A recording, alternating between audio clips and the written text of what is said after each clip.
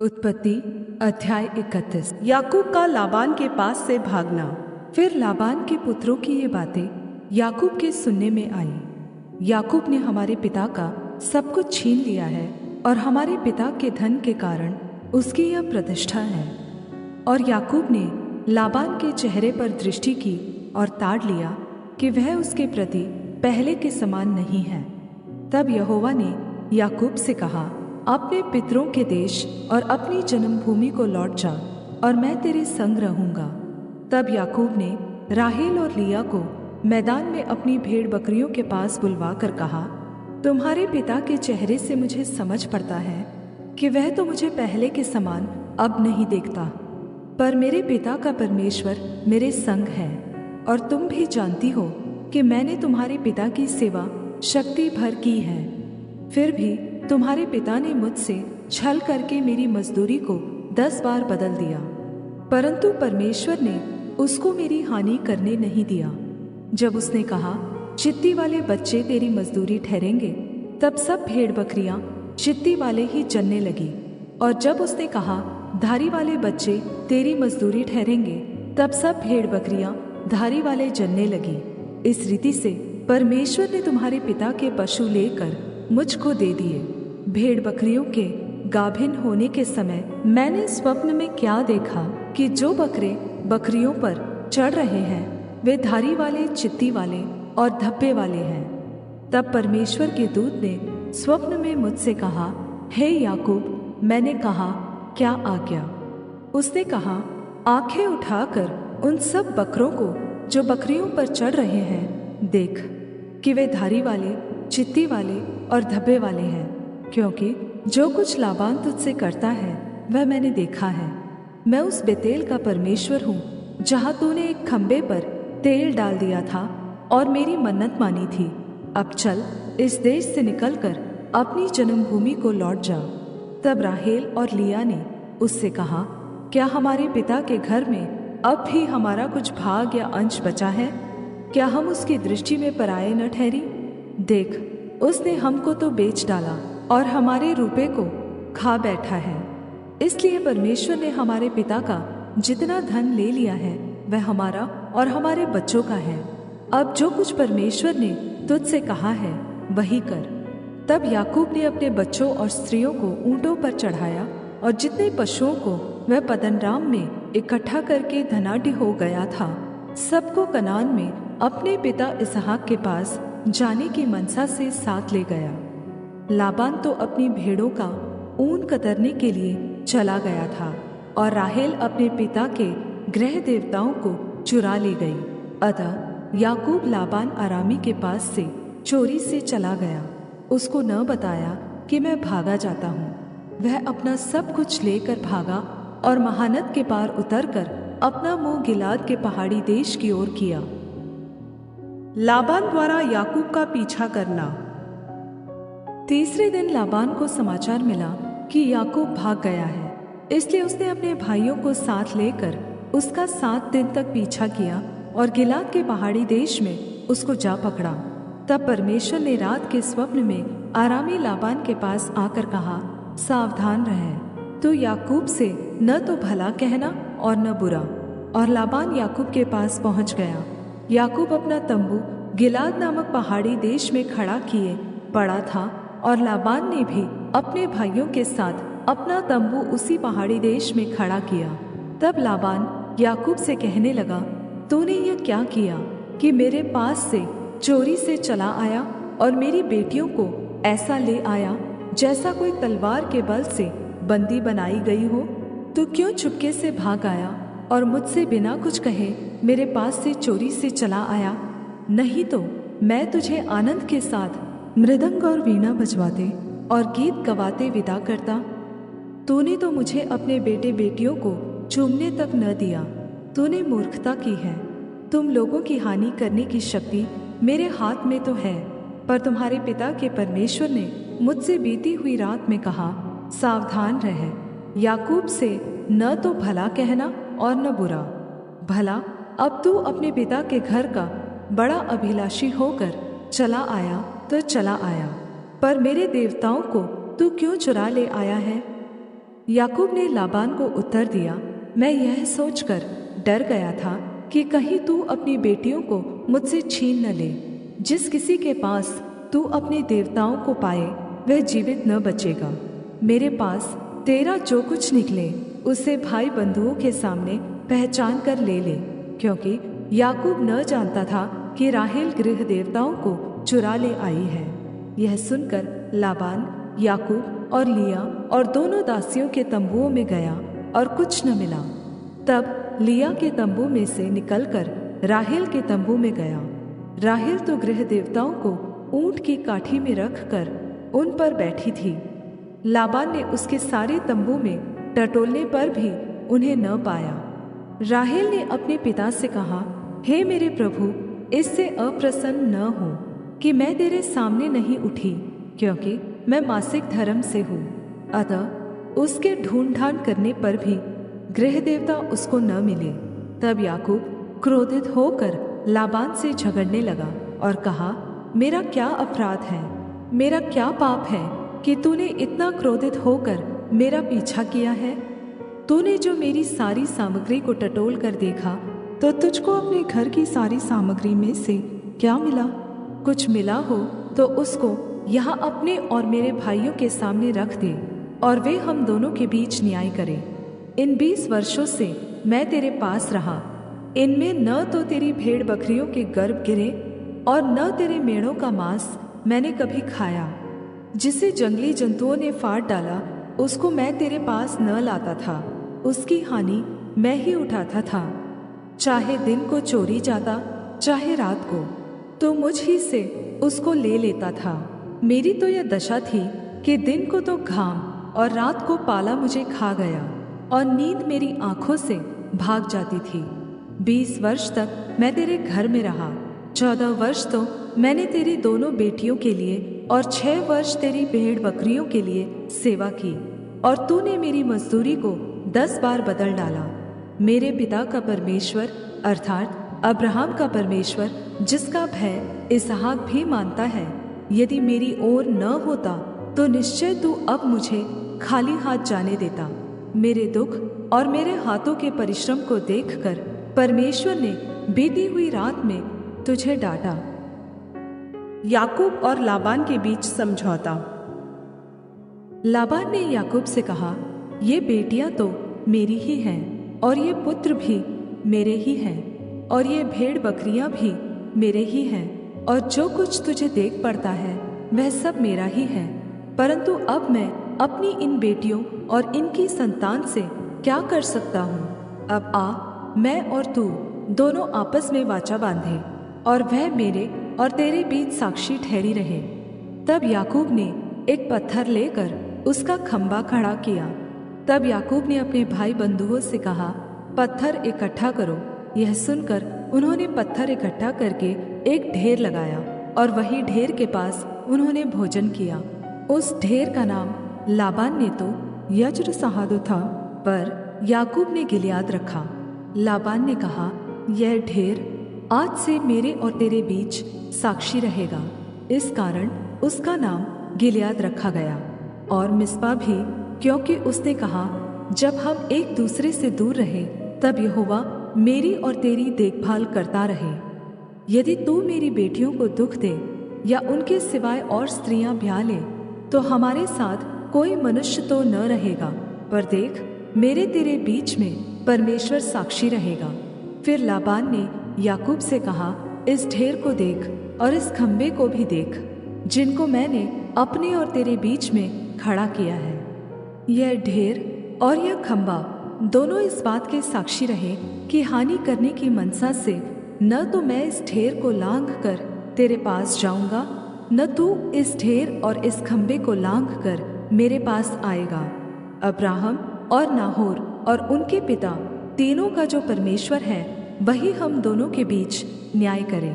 तब याकूब ने उसकी शपथ खाई, जिसका भय उसका पिता इसहाक मानता था। और याकूब ने उस पहाड़ पर बलि चढ़ाया और अपने भाई बंधुओं को भोजन करने के लिए बुलाया। तब उन्होंने भोजन करके पहाड़ पर रात बिताई। भोर को लाबान उठा और अपने बेटे बेटियों को चूमकर और आशीर्वाद देकर चल दिया और अपने स्थान को लौट गया। उत्पत्ति अध्याय 32। एसाव से मिलने की याकूब की तैयारी। याकूब ने भी अपना मार्ग लिया और परमेश्वर के दूत उसे आ मिले। उनको देखते ही याकूब ने कहा, यह तो परमेश्वर का दल है। इसलिए उसने उस स्थान का नाम महनैम रखा। तब याकूब ने सेईर देश में अर्थात एदोम देश में अपने भाई एसाव के पास अपने आगे दूत भेज दिए और उसने उन्हें यह आज्ञा दी, मेरे प्रभु एसाव से यह कहना कि तेरा दास याकूब तुझसे यह कहता है कि मैं लाबान के यहाँ परदेशी होकर अब तक रहा और मेरे पास गाय बैल गधे भेड़ बकरियां और दास दासियां हैं, और मैंने अपने प्रभु के पास इसलिए संदेश भेजा है कि तेरे अनुग्रह की दृष्टि मुझ पर हो। वे दूत याकूब के पास लौटकर कहने लगे, हम तेरे भाई एसाव के पास गए थे और वह भी तुझसे भेंट करने को 400 पुरुष संग लिए हुए चला आता है। तब याकूब बहुत डर गया और संकट में पड़ा और यह सोचकर अपने साथियों के और भेड़ बकरियों और गाय बैलों और ऊँटों के भी अलग अलग 2 दल कर लिए कि यदि एसाव आकर पहले दल को मारने लगे तो दूसरा दल भागकर बच जाएगा। फिर याकूब ने कहा, हे यहोवा, हे मेरे दादा अब्राहम के परमेश्वर, हे मेरे पिता इसहाक के परमेश्वर, तूने तो मुझसे कहा था कि अपने देश और जन्मभूमि में लौट जा और मैं तेरी भलाई करूँगा। तूने जो जो काम अपनी करुणा और सच्चाई से अपने दास के साथ किए हैं कि मैं जो अपनी छड़ी ही लेकर इस यरदन नदी के पार उतर आया और अब मेरे 2 दल हो गए हैं। तेरे ऐसे ऐसे कामों में से मैं एक के भी योग्य तो नहीं हूँ। मेरी विनती सुनकर मुझे मेरे भाई एसाव के हाथ से बचा। मैं तो उससे डरता हूँ, कहीं ऐसा न हो कि वह आकर मुझे और माँ समेत लड़कों को भी मार डाले।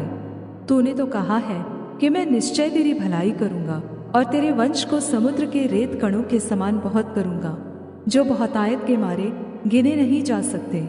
उसने उस दिन की रात वहीं बिताई और जो कुछ उसके पास था उसमें से अपने भाई एसाव की भेंट के लिए छाँट छाँट कर निकाला, अर्थात 200 बकरियां और 20 बकरे और 200 भेड़े और 20 मेढ़े और बच्चों समेत दूध देने वाली 30 ऊँटनियाँ और 40 गायें और 10 बैल और 20 गधियाँ और उनके 10 बच्चे।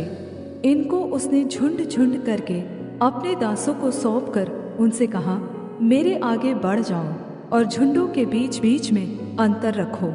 फिर उसने अगले झुंड के रखवाले को यह आज्ञा दी, जब मेरा भाई एसाव तुझे मिले और पूछने लगे तू किसका दास है और कहाँ जाता है और ये जो तेरे आगे आगे हैं वे किसके हैं, तब कहना, यह तेरे दास याकूब के हैं। हे मेरे प्रभु एसाव, ये भेंट के लिए तेरे पास भेजे गए हैं और वह आप भी हमारे पीछे पीछे आ रहा है। और उसने दूसरे और तीसरे रखवालों को भी वरन उन सभी को जो झुंडों के पीछे पीछे थे ऐसी ही आज्ञा दी कि जब एसाव तुमको मिले तब इसी प्रकार उससे कहना, और यह भी कहना, तेरा दास याकूब हमारे पीछे पीछे आ रहा है, क्योंकि उसने यह सोचा कि यह भेंट जो मेरे आगे आगे जाती है इसके द्वारा मैं उसके क्रोध को शांत करके तब उसका दर्शन करूँगा।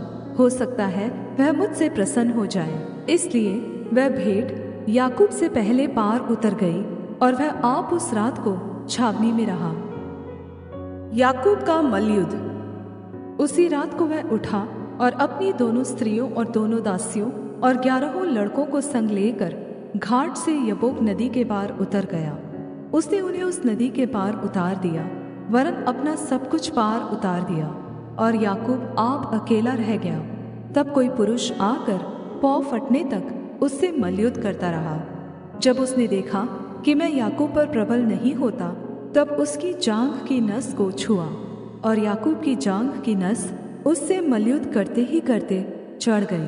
तब उसने कहा, मुझे जाने दे, क्योंकि भोर होने वाला है। याकूब ने कहा, जब तक तू मुझे आशीर्वाद न दे तब तक मैं तुझे जाने न दूंगा। और उसने याकूब से पूछा, तेरा नाम क्या है?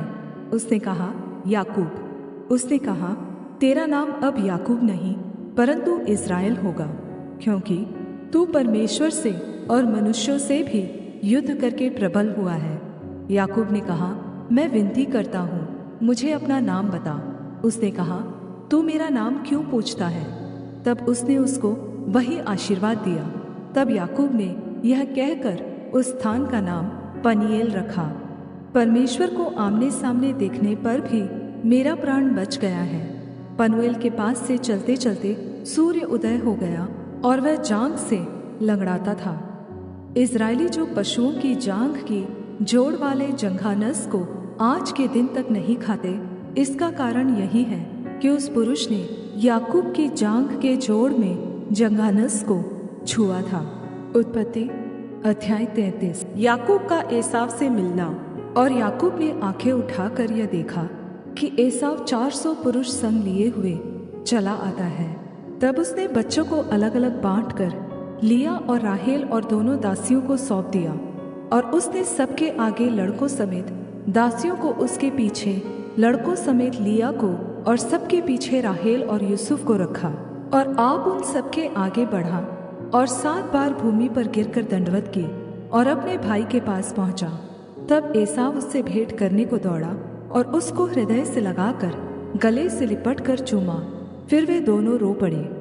तब उसने आंखें उठाकर स्त्रियों और बच्चों को देखा और पूछा, ये जो तेरे साथ है वे कौन हैं? उसने कहा, ये तेरे दास के लड़के हैं, जिन्हें परमेश्वर ने अनुग्रह करके मुझको दिया है। तब लड़कों समेत दासियों ने निकट आकर दंडवत किया। फिर लड़कों समेत लिया निकट आई और उन्होंने भी दंडवत किया। अंत में यूसुफ और राहेल ने भी निकट आकर दंडवत किया। तब उसने पूछा, तेरा यह बड़ा दल जो मुझको मिला, उसका क्या प्रयोजन है? उसने कहा, यह कि मेरे प्रभु की अनुग्रह की दृष्टि मुझ पर हो। एसाव ने कहा, हे मेरे भाई, मेरे पास तो बहुत है, जो कुछ तेरा है वह तेरा ही रहे। याकूब ने कहा, नहीं नहीं, यदि तेरा अनुग्रह मुझ पर हो तो मेरी भेंट ग्रहण कर, क्योंकि मैंने तेरा दर्शन पाकर मानो परमेश्वर का दर्शन पाया है और तू मुझसे प्रसन्न हुआ है। इसलिए यह भेंट जो तुझे भेजी गई है ग्रहण कर, क्योंकि परमेश्वर ने मुझ पर अनुग्रह किया है और मेरे पास बहुत है। जब उसने उससे बहुत आग्रह किया तब उसने भेंट को ग्रहण किया। फिर एसाव ने कहा, आ हम बढ़ चलें और मैं तेरे आगे आगे चलूंगा। याकूब ने कहा, हे मेरे प्रभु, तू जानता ही है कि मेरे साथ सुकुमार लड़के और दूध देने हारी भेड़ बकरियां और गायें हैं। यदि ऐसे पशु एक दिन भी अधिक हाँके जाए तो सबके सब मर जाएंगे। इसलिए मेरा प्रभु अपने दास के आगे बढ़ जाए और मैं इन पशुओं की गति के अनुसार जो मेरे आगे है और बच्चों की गति के अनुसार धीरे धीरे चलकर सेईर में अपने प्रभु के पास पहुंचूंगा। एसाव ने कहा, तो अपने साथियों में से मैं कई एक तेरे साथ छोड़ जाऊं? उसने कहा, यह क्यों? इतना ही बहुत है कि मेरे प्रभु के अनुग्रह की दृष्टि मुझ पर बनी रहे। तब एसाव ने उसी दिन सेईर जाने को अपना मार्ग लिया, परंतु याकूब वहां से निकलकर सुक्कोत को गया और वहां अपने लिए एक घर और पशुओं के लिए झोपड़े बनाए। इसी कारण उस स्थान का नाम सुक्कोत पड़ा। याकूब का कनान आना। और याकूब जो पद्दनराम से आया था, उसने कनान देश के शेकेम नगर के पास कुशलक्षेम से पहुंचकर नगर के सामने डेरे खड़े किए और भूमि के जिस खंड पर उसने अपना तंबू खड़ा किया उसको उसने शेकेम के पिता हमोर के पुत्रों के हाथ से 100 कसीतों में मोल लिया। और वहां उसने एक वेदी बनाकर उसका नाम एल एलोहे इस्राएल रखा।